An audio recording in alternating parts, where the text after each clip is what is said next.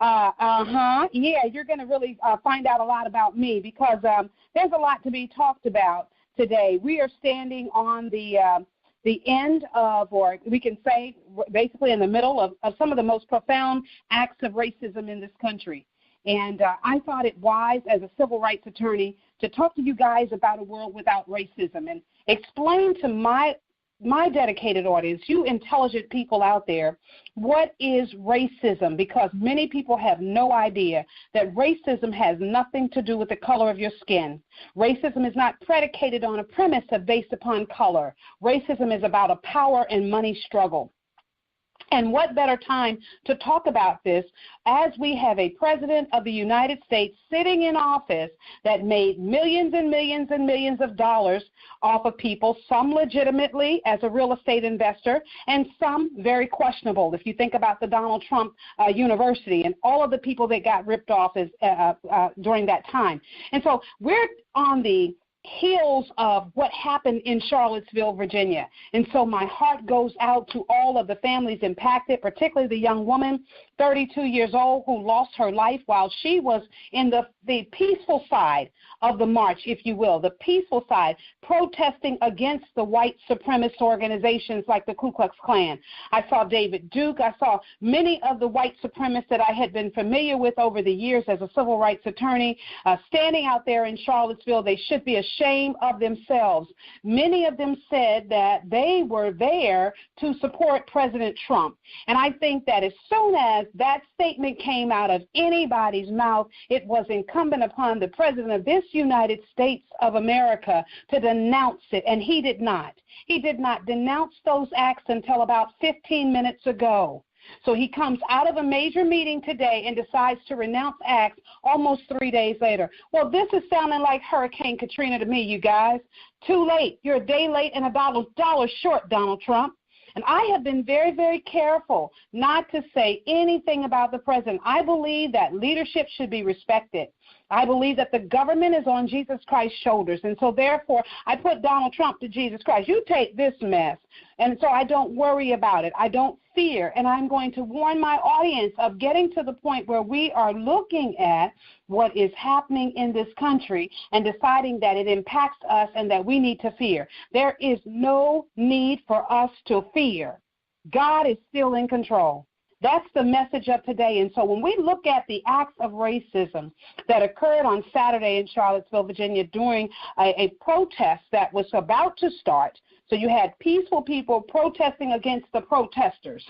And so the white supremacist organizations had put a permit in to march. And, of course, they were upset about the removal or the proposal to remove the Confederate flag and the statue of General Robert E. Lee, a known racist. So they were protesting against that. And, of course, this young man gets in his head that he is fed up with the pro-protesters, the people that are against the white supremacist organizations. And so you actually, if you watch the footage on Facebook, we should all have our hearts in our hands, because I sat there the other night and tried to watch what kind of hatred could exist in a human soul, that they would think that you can watch a crowd, watch them walk down the street, wait and calculate their next move, wait until they get ready to cross the street, rev up your engine to a charger, which means that this is not the type of car that just goes from 0 to 60 in 3 seconds. This is a car that goes from 0 to 120, revs up his engine. There are people taping this act on their cameras because they don't know what the person is going to do. Revs up his engine, waits until the marchers hit the street, and then strikes. He drives more than 60 miles into a crowd, injuring 19, killing one, a 32-year-old woman, killing one, injuring 19 others. And then what does he do? He puts the car in reverse. So if there wasn't a time that this nation needed prayer, consistent prayer and fasting, my family, it is now. It's now. The time is not to sit around and focus on the acts of Donald Trump. The time is for us to focus on acts of love, because only love can override this particular type of hatred. What we saw on Saturday was complete evil. And let me tell you how that evil permeated. because that is something that we will not allow this administration, who basically ran a campaign on hatred and fear, to get away with. When you invoke the power of hatred, people, then you are invoking every evil known and unknown to man.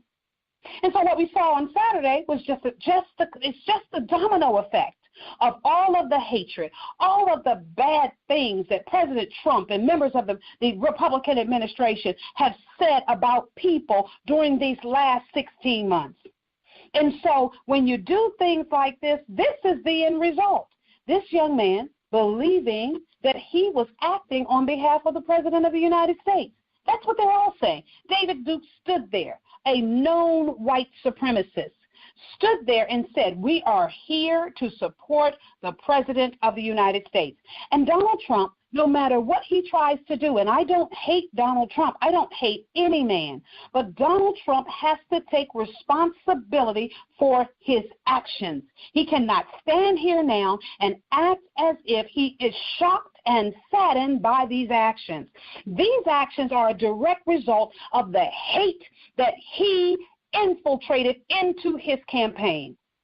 And so I thought it was high time that you finally know who Michelle Rhett is, because many of you might think, oh, well, this is another going to be another Christian talk. Yeah, we're going to talk about the God I serve, because that's the author and the finisher of my faith, and Jesus Christ is the head of my life. I make no apology for that, and I don't think this wonderful, wonderful radio station has any disagreement with that. However, I believe it's time for the real church to stand up. I think the church has to stand up, and as long as the church remains silent, where is the church? I stand with Al Sharpton and many others that says, what is the church saying? Why, in acts like this that totally undermine the gospel of Jesus Christ, is the church silent? Think about that. Why is the church silent? Many times when acts like this happen, you do not hear anything from the church. Sure, there was a response when my cousin was killed as a pastor, senator for South Carolina, but pastor of Mother Emanuel Church. So there was an outcry. There was an outcry that someone like the young man Dylan could actually go into a church during a Bible study and then decide to kill 9 people. He didn't decide to kill 9. He would have killed more if he had the opportunity. But the call from the church, when the real leaders of this country, the salt of the earth that should have spoken, the phones were silent for a good 40 minutes. There was no reaction. Now, some might say that it was because everyone was in a state of shock, but I don't think so. I think the time has come for the church to speak up. And as long as the church remains on mute, this country is going to hell in a handbasket. And it's not just a saying. This is what's actually happening. The United States, if I had to take a look at it biblically, the United States is basically mirroring Israel. There were times in history, as the Bible shows us, that Israel had good kings and they had bad kings. They had kings that served the Lord, and they had kings that ran away from the Lord and did all sorts of types of evil. And you had prophets and apostles that ran through the same time in history to tell the people that trouble was imminent. You had people like Habakkuk, who was horrified by what he saw from the acts of Judah. He saw Judah being obedient and following God, and then Habakkuk witnessed Judah just turn their back on God. And Habakkuk went to God and said, when are you going to judge Judah? And remember what God said. God didn't say to Habakkuk, I'm going to judge them pretty soon. God said their own sin is going to create the judgment for Judah. And he led Habakkuk to know that Israel would fall into captivity by the Babylonians because of the sin that they had committed against their God.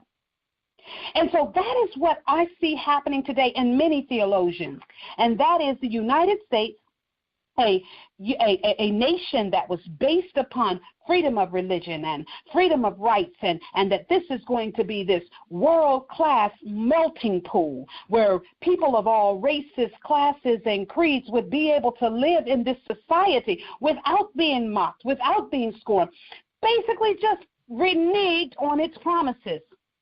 The promises of the reformist movement from Martin Luther and many others just reneged. First, there was attacks, of course, on racism, and then the United States ended up being the hub of slavery, bringing in people to do labor, which should have been what they remembered in England as indentured servants, become to this country because of greed, aka racism, because of greed, starts this trade between Africa and start trading over people that were supposed to be sent to work these lands and build this country as indentured servants, but they had another thing coming. They realized the money, and greed took over. Whenever you watch greed take over, or greed in its greatest form, my brothers and my sisters, is racism. And so that's what racism really is. When I say what is racism and can we ever have a world without racism, the answer is no. Because greed will forever be etched in the hearts of many men and women. There's something they cannot get away with. It's a spirit of pride that tells them that they have a right to everything. And it doesn't matter who they have to kick to the curb, who they have to push down into the ground to get it. They have a right to it. Historians call this the white man's burden. I'm not being racist. That's what it's called in history. I'm a history buff. They call it the white man's burden. That is a burden on certain cultures to believe that whatever they believe is best for a country, best for a nation, best for a people is what should happen. And this is why you have the United States of America constantly meddling in the affairs of other countries. We cannot get ourselves around this. Meddling in the affairs of other countries as if we know what is best for them. We know what's best for their political process. We know what's best for their capitalism process, their commodities. We know what's best. And in attempts to drive them to become more like America, we have bastardized many services or many things in America. And you guys know what I'm talking about. So I want you to know that part of me, that advocacy part of me. My name is Michelle Rhett, and I'm a proud civil rights attorney. I'm proud to tell you that the very things that happened in Charlottesville are the very reasons that I went to law school. The very things that happened in Ferguson, and the very things that happened on 9/11, and the very things that happened in the Ninth Ward, the lower Ninth Ward of New Orleans, is the reason why I went to law school in the first place. There are people everywhere that have no voice. And I know that God has called me to be the voice for them. I'm 100% sure about that. Those people that were victimized on Saturday had their voice stripped away from them. They were exercising their First Amendment protection to assembly and to protest. They were basically saying, hate does not live here. And I think that's very funny. I want to commend all of you that have taken that position, all of you that have placed placards in your yards, that have placed signs on your Facebook pages, your Instagram, your Snapchat, basically condemning hate. Because that is what we must all do every day for the rest of our lives, because we have found ourselves in a nation that is determined to allow hate in, has opened the door to hate, and now throwing their hands up and saying, how do we get rid of the demon that we called in for dinner? Hate was an invited guest to America, and America cannot get away with that. The Lord is not going to allow us to continue to bastardize the principles of the Bible and then call this a country that states on its currency, in God we trust. There's something wrong. Because racism is saying that we only trust man, that man has a right to have power over everyone else, and so because of this insatiable need for power, that you will strip others of the very rights that they have, that you rape women that are part of other innate cultures because you believe, come on, you guys know the history. You believe that you have a right to their bodies. A woman doesn't own her own body. People don't have the right to own land. People didn't have the right to vote. Many atrocities that are in our past are slowly creeping back in our future, all because we open the door to hate. That's what's going on. That's what we are witnessing right now, okay? So I'm going to talk a little bit more about this racism and what it means. And I want to tell you an interesting story because I did a study, and I was called by a government of one of the states. I'll tell you in a minute. But I was actually called, and one of my clients received the call. Actually, I didn't. That said, there's this woman, and she does this training on racism. And they said, oh, we'll ask our national trainer if she knows who the woman is.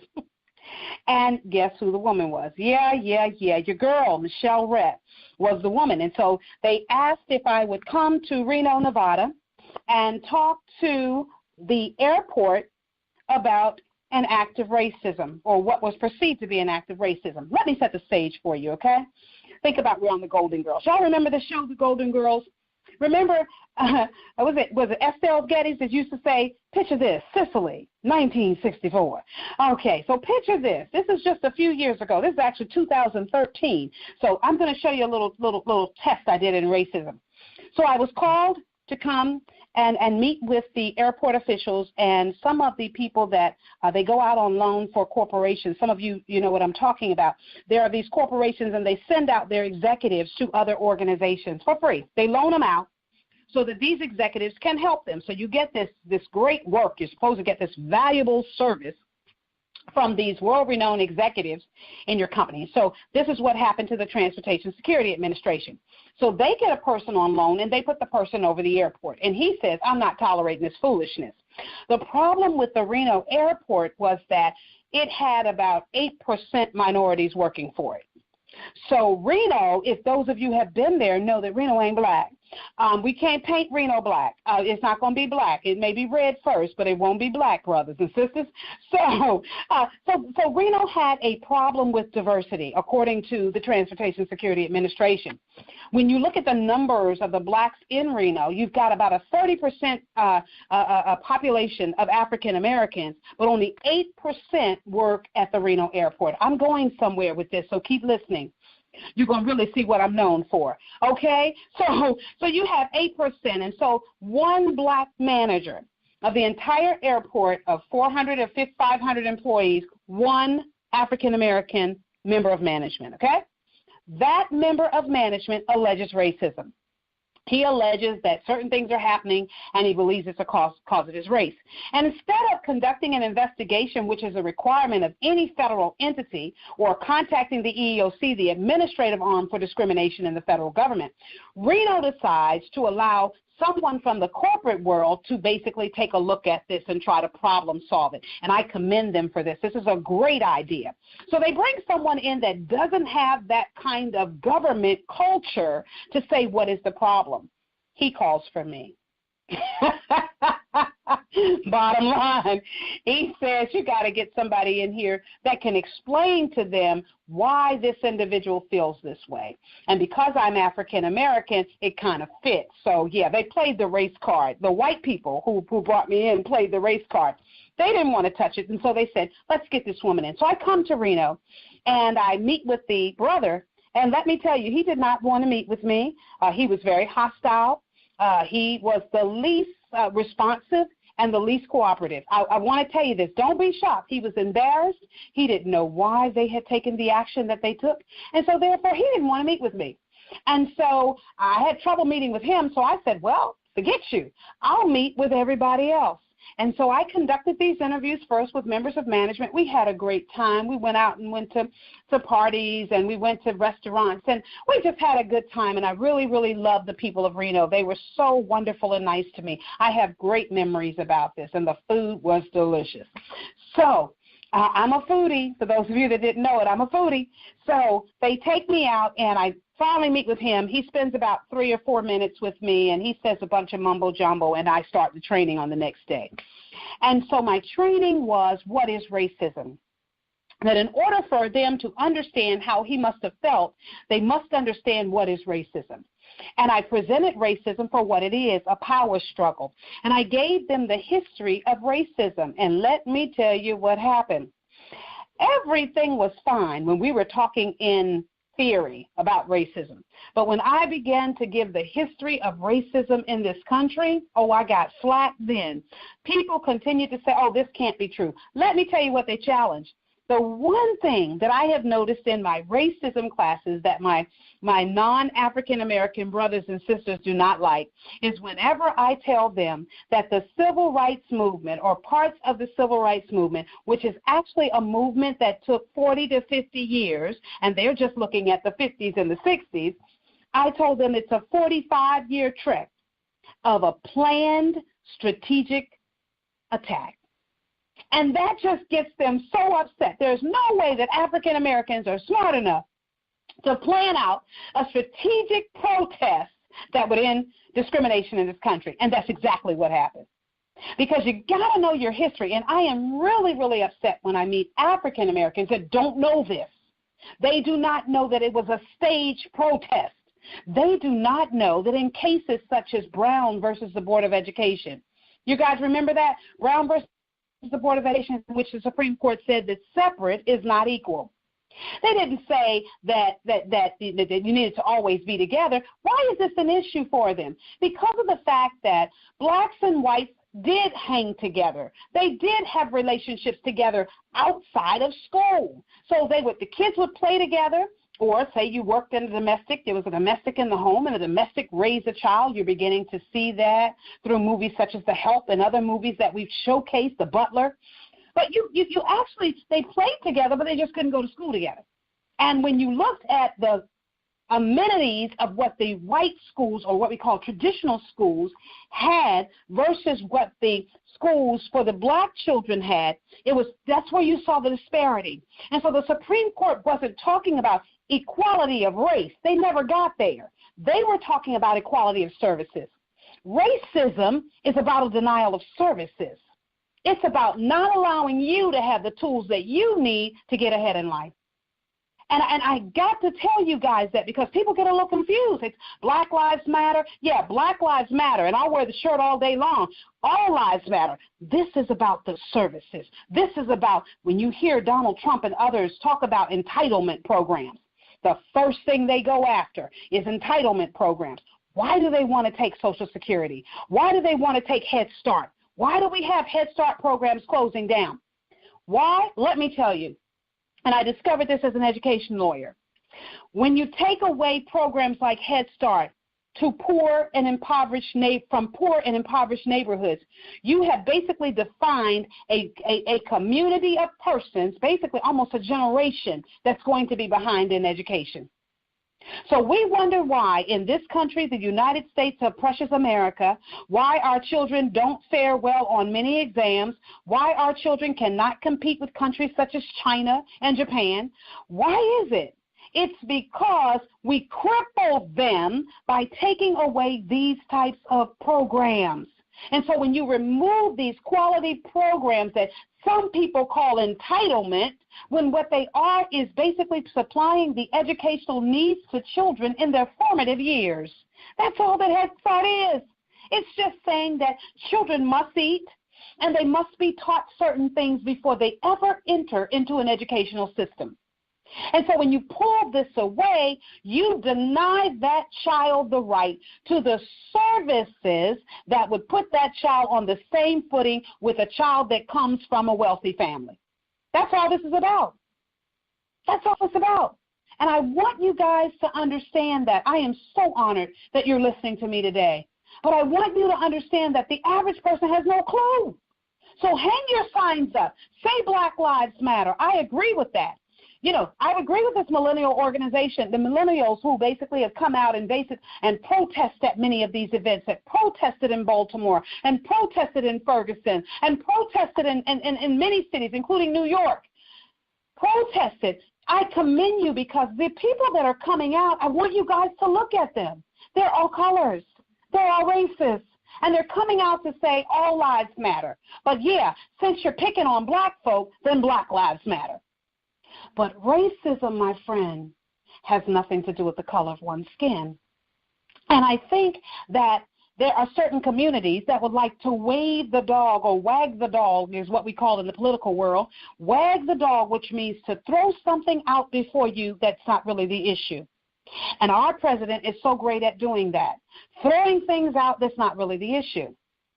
If you listen to the speech he did today on Charlottesville, he never addressed the issue. He basically said, I'm going to denounce the white supremacists, which I should have done 2 days ago, and I'm going to say that the United States has always been great about making sure that children grow up in a country without racism. Tell me, who was listening? Because that doesn't make any sense. The United States has ensured that children grow up with racism. And we cannot turn our head to that. And if me being successful means that I have to deny this and tell you who I am not, as soon as you go and check my record, you find out who I am. And I am a woman that is concerned about the rights of people that have no voice. Children have no voice. The abused, the destitute, victims of domestic violence, and victims who are downtrodden or who are denied their rights in any area. It doesn't matter what the area. These are my people. These are my people. This is who I came for. I was sent here. All of us have an assignment. And I'm one of those few people in this lifetime that understands mine totally. And that is to become a voice, or to be the Joseph of this generation, to save a people that's condemned, content on going to hell in a handbasket. So that's racism, all right? So I guess that's heavy enough for you guys. Some of you are probably listening and saying, what kind of show is this? Oh, this is the show. This is the Michelle Rhett Show. And I thank you so much for being here on today. I'm going to spend the next few minutes as I come back from break and talk to you guys about the lineup for the rest of the year. We have got some exciting speakers coming, and you're going to start hearing a lot more about me and start seeing that I'm not all nice with everything. I am not your girl next door, but I am your girl. I'm the Holy Ghost amplifier, and so I believe that I say only what God says. And whenever you see acts of violence or whenever you see acts in which someone's rights are being stripped away from them, we need to say something. Let the redeemed of the Lord say so. Okay? Let the redeemed of the Lord say so. I believe that. So you understand now, and I hope, that racism is a power struggle that has existed in this country long before there was ever a United States of America. It has existed, and you can look at other cultures, and you will see acts of racism, but we have titled it something else. We call the Asians socialists. We say that they're based upon social list. And if you're not on a certain social level, socioeconomic, think about it. Racism is a socioeconomic struggle because it basically wants to push down certain people so that there's some masses that will get ahead. It's not ironic in this country that 3% of the American public own all the wealth. Do you not find that a problem? That is not ironic. That is the truth. So that's what I want to talk to you about, and that's why I'm so glad that you guys have allowed me to talk about. So I'm going to take a break. I'm going to ask producers, take me away, bring us some good music, and I'll talk back to you soon, all right? This is Michelle Rhett, the Holy Ghost amplifier for the Michelle Rhett Show, live. Lord, the way you embrace that. Lord, the way you love me. Your love is kindness. It feels so good, God. So good.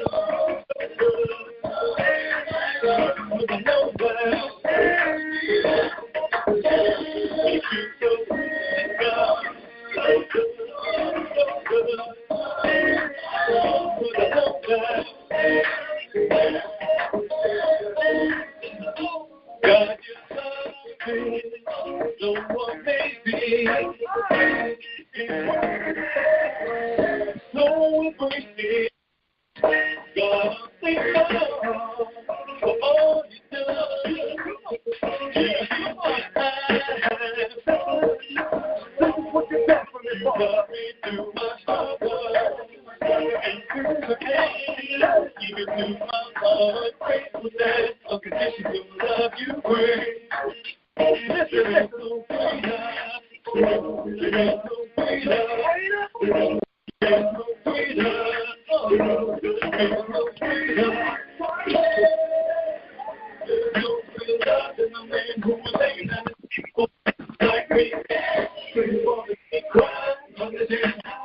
You without me, so we carry faith.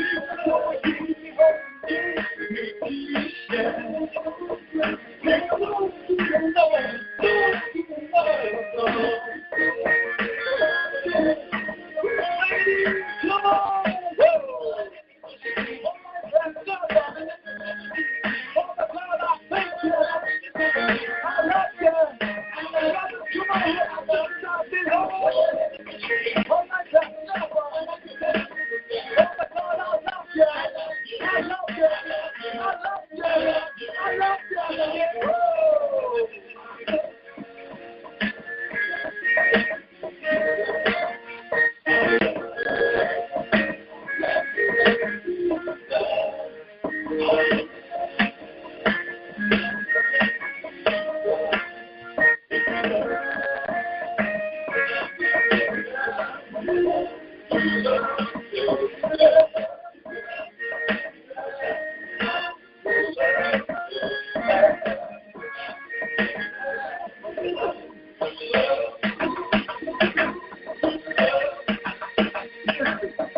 I sign on, I'm going to take a shot at this thing now.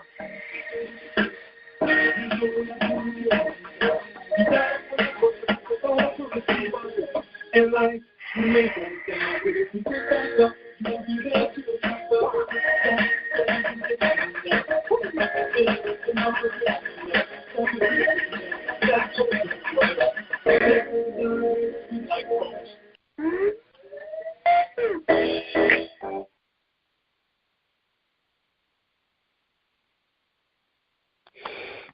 All right.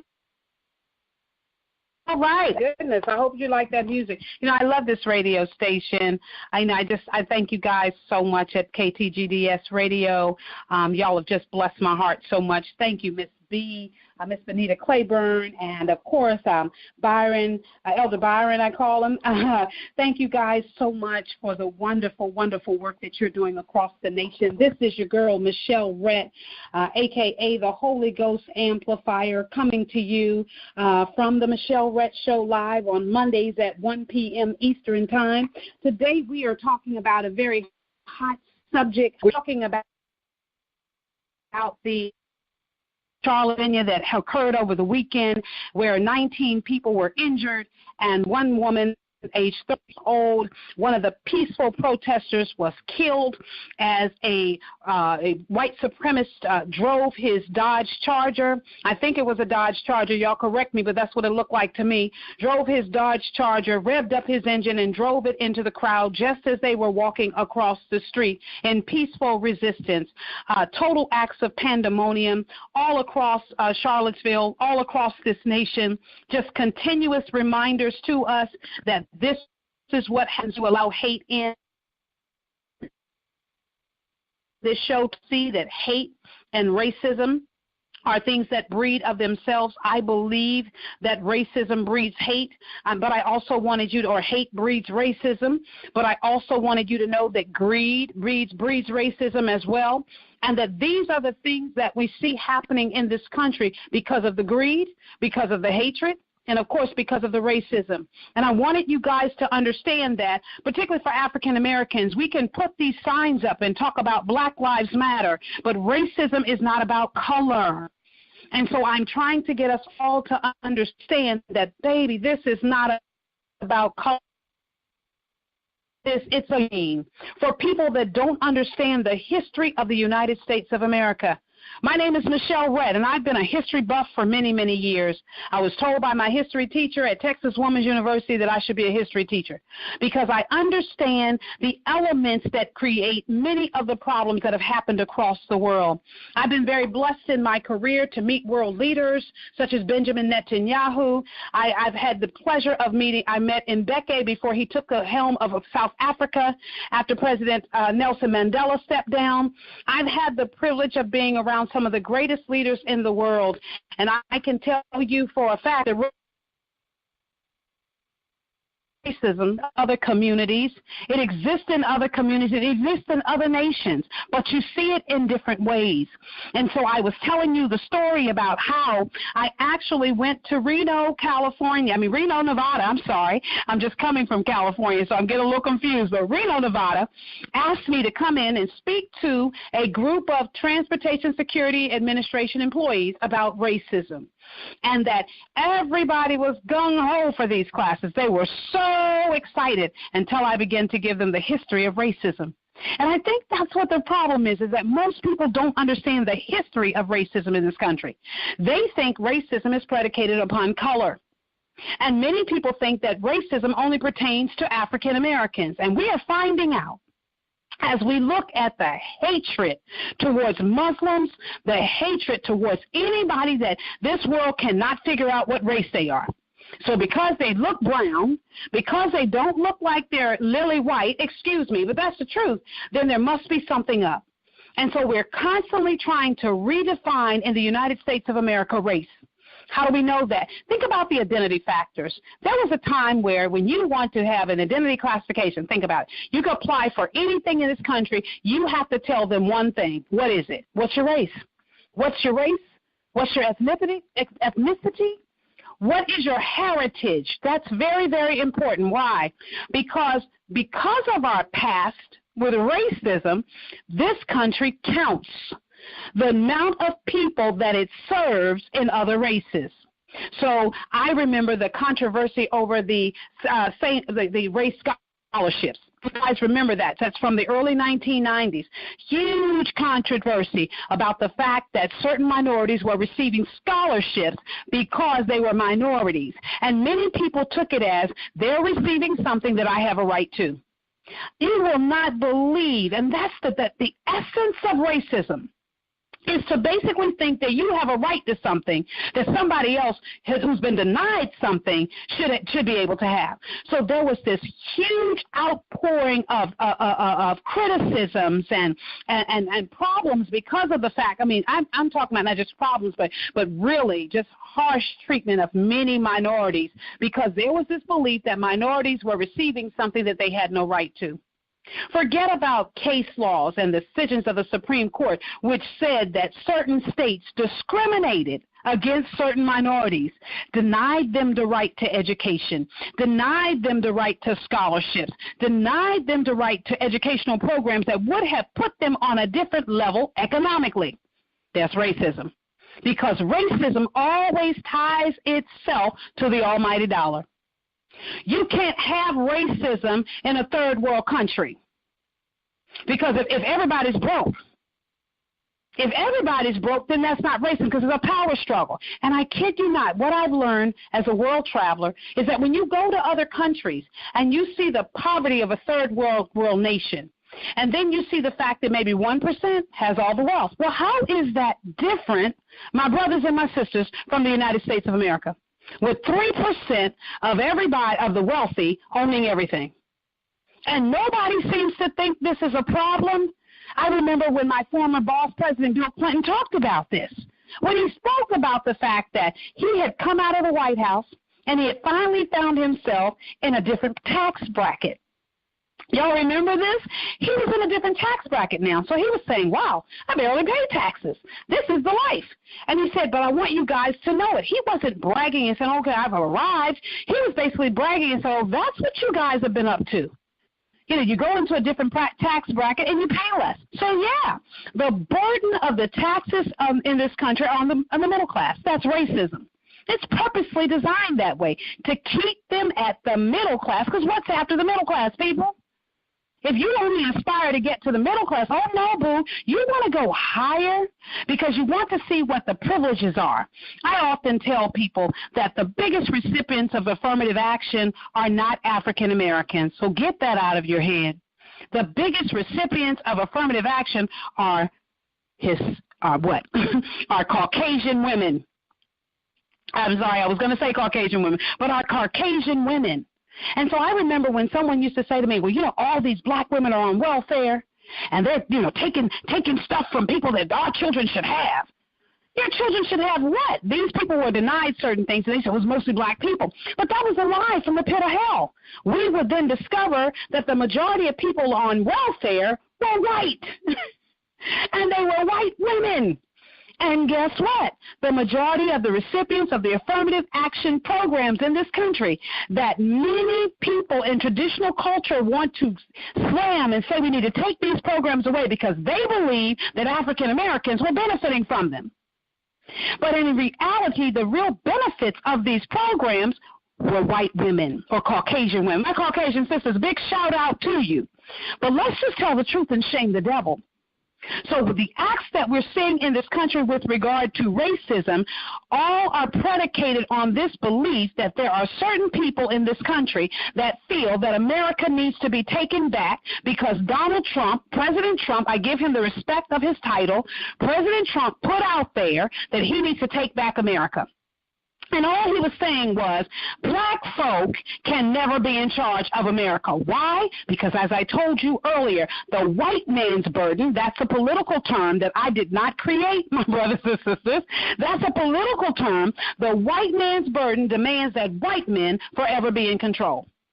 And so 8 years of a man that's considered African American, because you know our Constitution even says you got one drop of black blood. You black. So it doesn't matter. You can call yourself Capolinasia and everything you want to, Tiger Woods, but that's not what this country says.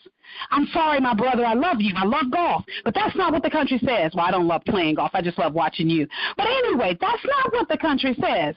And so we have got this burden that historians have tracked, where there are traditionally white men, founders of this country, who believe that they should be in charge of things. And because of this, they put into place, come on now, those of you know where I'm going, they put into place protocols and systems. That's why it's called the racist system. It is not racism as an ideology. It's the ideology that became a system in the United States of America. And that system was set up so that we would forever have poor people, people that are struggling in between poor and just barely getting by, above the poverty line. You know what I'm talking about? We would forever have the middle class, and we would forever have this group of uber rich folk. And I know they're not all white, and so that's why I'm basically trying to tell you. This is not about what racism is about. So if you're saying, well, it's not only white people that have money, Jay-Z got money, Oprah got money, that's not what I'm talking about. It's not the money that Oprah has that makes her so powerful. It's the power and influence, and that's what racism is. And that's what they don't want you to have. They don't want many minorities to have that type of control, because when you have wealth, which has nothing to do with your bank account, it has more to do with the power and influence that you have. I heard someone say the other day, I'm a multi-millionaire. I just walk in a restaurant. They don't pull out money. They don't pull out money. People don't know that. They don't go to the bank like you and me. They basically call the bank and say, you know, I need this taken care of, and the bank just does it. They have people at the bank that work and do their daily business transactions. You and I don't have that. We do our daily business transactions. We use QuickBooks and we use various things. That's the plight of the middle class. And so the biggest struggle that we have right now is that there has been this lie permeated by the Republican administration that black folk and people of color have taken something away from this country, and so there's a need to get it all back. So you've got people running around thinking that the greatness of America is based upon something that has been lost and not based upon something that has been found, and that America finds itself years after its most blatant acts of discrimination. If you go back to 100, 200 years slavery, and America finds itself still separate and unequal. And that's what I begin to talk about when I start telling people about racism, and I start talking about Brown versus the Board of Education of Topeka, Kansas. And I tell them that this was a staged lawsuit. And they immediately get offended. No, it wasn't. It's about a little girl that couldn't go to school with white people. That's not what that case was about. There were about 16 cases that could have come before the Supreme Court, and we chose not to hear them. You know why? Because we didn't have the perfect plaintiff. We needed a plaintiff that everybody would feel something for. And who better than a beautiful little girl, a beautiful little chocolate girl who was the top of her class in the black school, Linda Brown. That case was staged if there was never a case staged. How do you know that? The case is contingent upon the evidence and the findings of a psychologist. Right? The psychologists that put these dolls in front of minority children and basically allowed the minority children to select the doll that they believed was smart and they believed was beautiful. And the minority children chose the white dolls because he wanted to show the impact that the ideology of racism was having on minorities in this country. And that impact became something greater. That impact became a system that we now have to struggle with in this country. Because the thing about hate and the thing about racism, as I end this, my brothers and my sisters, is that it festers. It is a malignancy. And so we could not contain racism as an ideology and as a practice in this country. We could not contain it to just black folk. So now it's not just black people that are threatening, but at one point it became women of all races, and at another point it became Hispanics. At some point it becomes Asians, but they haven't figured out how to rule Asians yet. But that's what it does. It just matriculates over into every culture. And what we are witnessing right now through these beautiful young people that we happen to love and call millennials is this outright disdain for the practices in this country that separate people based upon what many think is the color. But that's not it. It's not your color that's threatening. It's your mind. Because racism is a power struggle. So it's about putting in your mind that you are inferior, putting in your mind that you can't go to college. And we know right now that more women are going to college than ever before in the history of. That's what racism is about. It's about an ideology that metastasized into the biggest lie ever told. And that hatred that goes along with those white supremacists that stood there on Saturday and said that they came in the name of Donald Trump, that type of attitude, that type of hatred, that is nothing new. And how dare the President of this United States act like it's something new, and that it took him 3 days to condemn it. 3 days to condemn it. There's no way. You can look at the acts of Saturday. You can look at the acts of many cities in this country. You can't look at the act of Baltimore. You can't say that Freddie Gray's death was an accident. There's just no way. You have to have blinders on. You can't say when you go to Baltimore and look at how these cities are structured that there is not a racism problem that does not have to do with anything about culture, that has nothing to do with color, but has something to do with culture, and keeping these people down as well as they can and calling themselves a metropolis of a city is a joke in and of itself. But that's what racism is. And so I want you to know that I love the fact that we are all becoming more conscious about the plight in this country, because truly lies have been articulated to us. And I think that particularly for African Americans, we became very subtle, we became very nonchalant. We have basically turned our heads because we had an African American president. I could have told you, as many historians said, when this is over, black people will suffer like they have never suffered before if they do not learn from the mistakes of the past. Racism. Everyone listening, regardless of your color, I love you.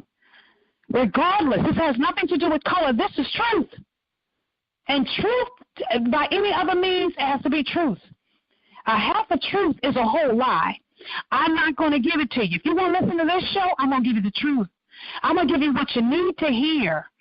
You know, I was wondering what the Michelle Rhett Show would be about when I was asked to do a show. But you need to hear the truth. Because the Bible says, and ye shall know the truth, and the truth will make you free. It doesn't say set you free. It doesn't say set, because what it means is as soon as the truth hits you, you must change. And it is my sincere prayer to all of you beautiful people listening that your lives will change because of all the acts of hatred, all the acts of greed, all the acts of racism that you have witnessed in this country, and that we rise up and declare as a people of a country that's predicated on a foundation in God we trust, that all lives matter, that all people matter, and we will not be silenced. I thank you so much. Thank you guys for letting me be on my soapbox today, for letting me be real, I want to thank you. There's a song in the past, and Miss B, if you guys had a song, I noticed a Christian radio station, but there's a song that comes to mind right now, and that's a song that says, I want to thank you for letting me be myself again. Thank you. Thank you for allowing me to be myself, to show you who Michelle Rhett really is. She is an activist. She's a woman of God that happens to be an activist, and I will not stop speaking. I will not remain silent any longer. This foolishness, predicated upon a country that based its premise upon hatred, later called a system of racism. The chicken has come home to roost. I know nobody wants to hear that. That's what Malcolm X said. They said got him in trouble. But it was true. The sins of our fathers are now being birthed in our sons and daughters. And we must take action. The church can no longer stand by and be silent. We're just as guilty as those clergy who wrote the letter to Martin Luther King telling him to stop.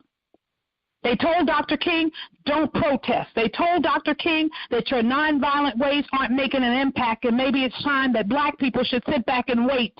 That God's got this, and he's waiting for us to just sit down and wait for these actions of Jim Crow and segregation and blatant discrimination, whether it was de facto or de jure, by law or by practice is what I mean. Whether it was either or, sit back and wait. We cannot sit back. And I encourage all of my brothers and sisters listening to this show today to read the letter from the Birmingham jail.